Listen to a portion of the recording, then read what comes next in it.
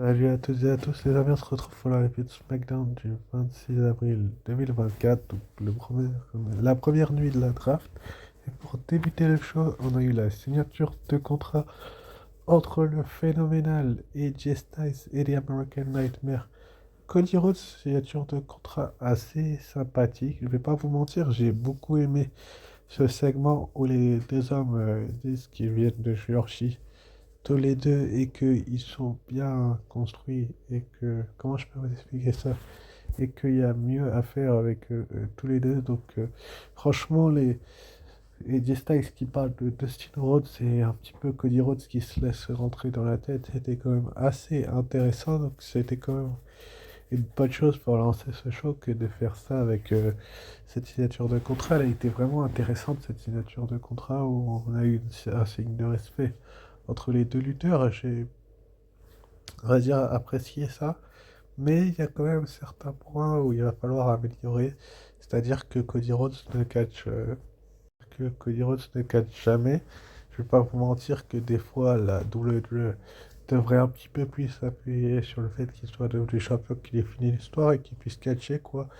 Mais bon, il y a quand même de l'animosité entre les deux lutteurs et c'est vraiment un point positif que je tiens à appuyer dessus pour lancer cette review. Et ensuite, après, donc du coup, on a eu l'arrivée de Triple H qui a annoncé donc les premiers rounds de la draft. Donc Bianca Belair reste à SmackDown et c'est plutôt une bonne nouvelle, je trouve, parce que ça va renforcer son personnage. Jey Uso à Raw, Carmelo Hayes arrive à SmackDown et Seth Rollins reste à Raw.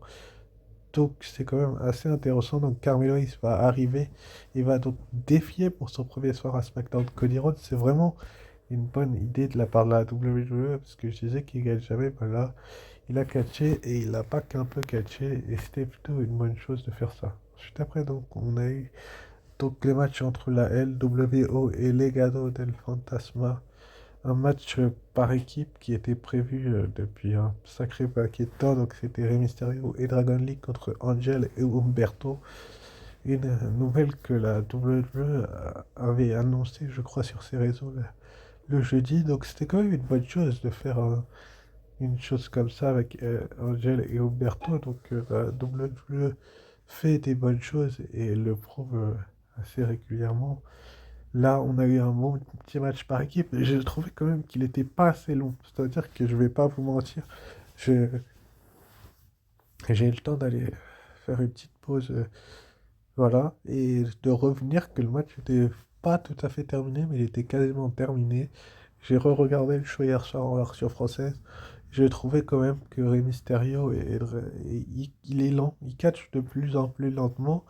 Et il est temps que ça s'arrête pour lui, qu'il arrête sa carrière à un moment donné, qu'il arrête de ramener des gens qui se retournent contre lui aussi, ça serait bien, mais c'est vraiment une bonne chose de faire ça. Mais bon, finalement, donc l'équipe de Rey Mysterio et de Dragon Lee, excusez-moi, va gagner cette rencontre, ce qui est plutôt une bonne nouvelle, étant donné ce qui se passe ces derniers temps. Ensuite, après, donc, on va s'apercevoir par une vidéo d'Electra Lopez que c'est Carlito qui s'est retourné contre la LWO et qui a attaqué donc Dragon Lee la veille de WrestleMania. Bon, c'était quand même assez surprenant d'avoir réservé ça pour ce show de la draft. Donc Carlito va se retourner à faire un backstabber à Dragon Lee après avoir poussé ce dernier sur Rey Mysterio et il va se barrer. Donc c'est quand même assez intéressant de voir. Mais bon, c'est à voir ce qui va se passer par la suite entre Carlito et la LWO. Est-ce qu'ils vont être séparés de show? Je pense que ce serait une bonne idée parce que je vois pas trop pourquoi la rivalité continuerait ainsi avec les Legado del Fantasma. Enfin bref. Ensuite après, donc on a eu Braun Breaker contre Cedric Alexander. Bon, Braun Breaker qui était là juste pour un squash match, on va dire ça comme ça. C'est quand même une bonne nouvelle de voir Braun Breaker en action, mais Cédric Alexander n'est pas un jobber, ils l'ont pas respecté. En plus, la WWE, il s'est pris un spear en moins de 2 minutes. C'est-à-dire que j'ai parlé presque plus vite que le match là. Et un 2 3 donc Cédric Alexander s'est fait fumer par le badass Braun Breaker. C'est quand même une bonne nouvelle, mais bon, c'est un point négatif, je trouve, dans ce show. Ensuite, après, donc, on a eu Bailey qui a eu l'idée d'un match aspirante entre Naomi et Tiffany Stratton avec la gagnante qui l'affronte avec Dash et Nick Aldis qui va annoncer ça. Tiffany Stratton qui a pas l'air contente, enfin bref. Vous verrez par la suite. Ensuite, pour le round 2, on a eu Randy Orton, drafté, qui reste donc à SmackDown. Braun Breaker part du côté de Raw. Nia Jax arrive à SmackDown. C'est plutôt une bonne nouvelle que de Irresistible Force débarque à SmackDown et Liv Morgan qui reste à Raw. Donc c'est quand même une bonne nouvelle et un bon début de draft pour SmackDown et pour Raw. Ensuite, après, donc, on a une promo de la choix numéro 1 de la draft, donc Bianca Belair, qui, par la même occasion, on a appris qu'elle fait équipe avec Jade Cargill contre les championnes par équipe, Asuka et Kairi Sane, les Kabuki Warriors du côté de Backlash France à Lyon. Donc ça va être quand même un match assez intéressant. D'ailleurs, j'y serai pour ceux qui ne le savent pas. Je partirai donc vendredi. Et si vous voulez me croiser, il n'y a pas de souci. La bonne nouvelle, c'est que j'y serai et que on sera assez fiers d'être là. Donc Bianca Belair va finalement se faire interrompre par les Kabuki Warriors. Et elle a annoncé donc que les Kabuki Warriors n'auraient plus rien à faire ici après Backlash une fois qu'elles auraient perdu les titres. Elles vont l'interrompre. C'est ensuite Jade Cargill de Storm qui va arriver. Jade Cargill et puis avoir argumenté pendant quelques minutes. C'était quand même assez intéressant. Mais donc Kevin Owens et Tama Tonga vont arriver au même moment.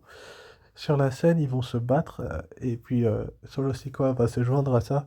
Randy Orton également va s'y joindre à cette bagarre générale. J'ai trouvé ça assez intéressant d'impliquer Randy Orton dans cette storytelling-là, vu qu'il y a quand même beaucoup de fair play et d'amitié avec Kevin Owens, donc j'ai trouvé ça quand même pas mal.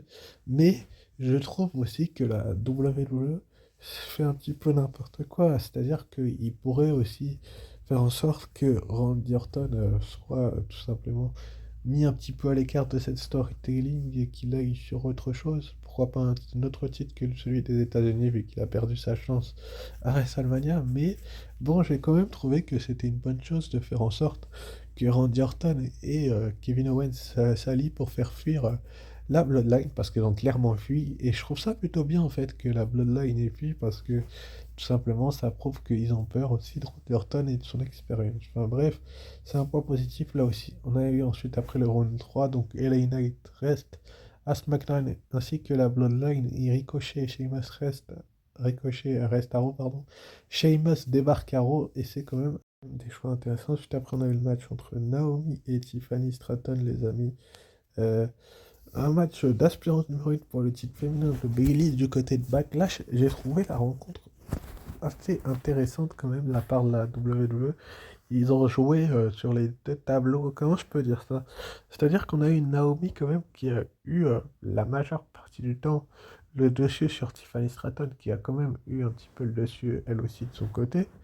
Mais bon, j'ai trouvé quand même que Tiffany Stratton et Naomi sont deux excellentes lutteuses qui ont besoin d'un petit peu d'envie et de momentum pour les prochaines semaines. Donc on voit que Tiffany Stratton et Naomi, excusez-moi, ont envie de bien faire et c'est quand même une bonne chose de voir ça.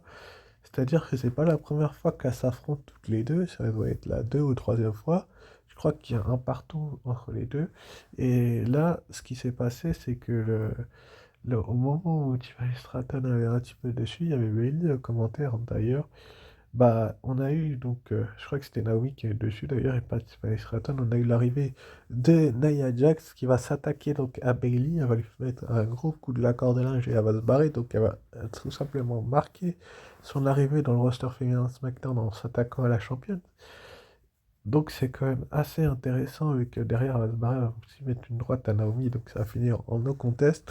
Donc, Tiffany Stratton va en profiter pour aller récupérer les deux à l'extérieur de Bailey et Naomi et placer son Prettiest Moonsault Ever sur les deux jeunes femmes. C'est quand même une bonne chose de voir que Tiffany Stratton est mise en avant, mais je veux vraiment par la suite. Ensuite, après, donc, on a eu les Authors of Pain et qui ont attaqué la New Catch Republic. Donc, j'ai trouvé ça un petit peu du grand n'importe quoi. Donc, je passe et je dirai rien là-dessus. J'ai hâte de voir la suite. Enfin, bref, on aura un match la semaine prochaine. Donc, ensuite, après, annoncé pour le round 4, le dernier round de la draft du côté de SmackDown, AJ Styles reste à SmackDown ainsi que la Alpha Academy. On a l'arrivée d'El Idolo Andrade du côté de SmackDown, donc c'est quand même une bonne nouvelle parce que ça veut dire que Rey Mysterio récupère un petit peu un ami, est-ce qu'il va le trahir ou pas, on verra bien. Et l'arrivée de Kiana James de NXT à Raw, vous allez être impressionné par ce qu'elle va vous montrer. Donc annoncé pour le Raw contre Main Event Jey Uso, Andrade pour sa dernière Raw et Ricochet. Ça va être un sacré affrontement tout ça parce que j'ai vraiment hâte de voir la suite de la part de la WWE et je sais très bien qu'ils vont faire les choses en grand. On aura également la présence du champion des États-Unis Logan Paul du côté de Raw. Je trouve ça dommage vu qu'il est censé faire partie du roster de SmackDown et que les champions ne sont pas éligibles, mais bon, il fait ce qu'il veut, hein, c'est un YouTuber.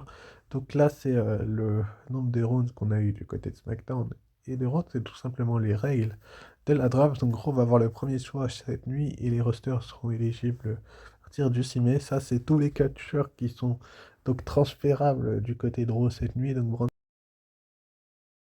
Chelsea Green, Piper Niven, CM Punk, Creed Brothers, Ivy Nile, Damage Control, Drew McIntyre, Author of Pain, il y a du beau monde, enfin bref, il y aura du beau monde. On aura également une signature de contrat pour le prochain SmackDown en France, historique entre Cody Rhodes et AJ Styles, donc ça va être assez intéressant de le voir. On aura également le premier RKO Show, donc Randy Orton et Kevin Owens, donc RKO Show la semaine prochaine du côté de SmackDown, j'ai hâte d'y être. Vu qu'on sera en France, on aura également New Cat Republic contre les Authors of Pain. Est-ce qu'une de ces deux équipes sera transférée du côté de Raw et sera ça cette nuit? Ça va être assez intéressant. On aura également les Street Profits qui auront leur chance au titre par équipe Down Under. Est-ce que Street Profits seront toujours à SmackDown? On verra bien cette nuit. On a également donc, on a donc eu également dans le main event The American Nightmare le champion indisputé Cody Rhodes contre Carmelo Hayes. Cody Rhodes a enfin combattu, il était temps depuis WrestleMania et que les gens disaient oh mais le champion il gagne jamais. Voilà, on a eu la preuve que c'était un champion qui avait reculé devant aucun défi à SmackDown parce que Roman Reigns, excusez-moi l'expression, mais quand le défi à SmackDown, il préférait ne pas catcher et dire ah non, je catcherai au pay-per-view, mais pas à SmackDown. Là, on a un champion qui catch Cody Rhodes face à la première recrue masculine du côté de SmackDown qui arrive la NXT, Carmelo Hayes. Et on a eu un sacré combat. Franchement, j'ai trouvé le combat vraiment génialissime parce que j'ai trouvé que la WWE, tout simplement, elle a fait les choses les petits plats dans les grands, si vous voyez ce que je veux dire. Donc, c'est quand même une bonne nouvelle de voir un tel affrontement entre les deux. Finalement, Cody Rhodes et son expérience vont gagner, mais c'est logique, Carmelo Hayes vient d'arriver dans le roster principal. Il a encore un peu de temps, mais bon, il va avoir un serrage de main avec AJ Styles pour conclure le show. Donc annoncé après SmackDown, donc pour la draft. Donc les aussi restent à SmackDown et je trouve ça plutôt une bonne nouvelle parce que je voyais pas trop l'intérêt de les mettre à Raw, étant donné qu'AJ Styles est également resté à SmackDown, Shayna Baszler reste également à Raw. Ça, c'est une menace par contre pour Becky Lynch et il va falloir qu'elle fasse très attention à cela. Et c'est plutôt une bonne nouvelle pour les autres. Zoe Stark reste également à Raw et là aussi, il va falloir que Becky Lynch se méfie parce que Zoe Stark est une catcheuse très talentueuse qui peut faire très mal. On a également Cédric Alexander et Shelton, Ashton et Adonis qui restent à SmackDown. Donc c'est plutôt là aussi une bonne nouvelle de les voir rester dans le show bleu parce que qu'est-ce qu'ils auraient fait à Raw? Là aussi, on a l'arrivée de NXT de Baron Corbin. Apparemment, il va avoir un nouveau personnage et ça va être plutôt une bonne nouvelle de voir Baron Corbin arriver à SmackDown. On a l'arrivée aussi à Raw des Alba Fire et Ayla Dunn de New Only Union, je crois qu'il s'appelle comme ça l'équipe. Et on a également l'arrivée, il reste à Raw plutôt, de Ivar qui tout simplement détruit un petit peu tout sur son passage. Bah là, il reste du côté du show rouge, donc annoncé pour Backlash à Lyon ce samedi. Donc, on aura donc The American Nightmare, Cody Rhodes passe à The Phenomenal AJ Styles, ça sera le main event que je vais voir, ça va être un combat de malade mental. On aura également main event Jey Uso contre Damien Priest, les deux challengers restent dans le show des champions d'ailleurs. Si la double va continuer les rivalités, en tout cas c'est une bonne nouvelle. On aura également donc Jade Cargill et Bianca Belair qui restent donc à SmackDown contre les Kabuki Warriors.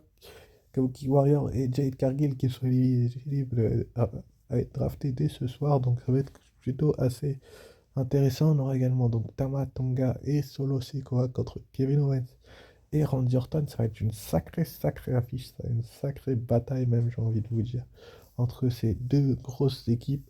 Et on aura donc pour le titre féminin de Bailey contre Naomi, contre Tiffany Stratton. Ça va être incroyable que ce pay-per-view. CM Punk qui est éligible cette nuit aussi, n'hésitez pas à liker, commenter. D'ailleurs, j'oubliais, petite info, Tiffany Stratton et Naomi sont éligibles ce soir et les superstars d'NXT sont également éligibles. Ciao, bye bye, à très vite.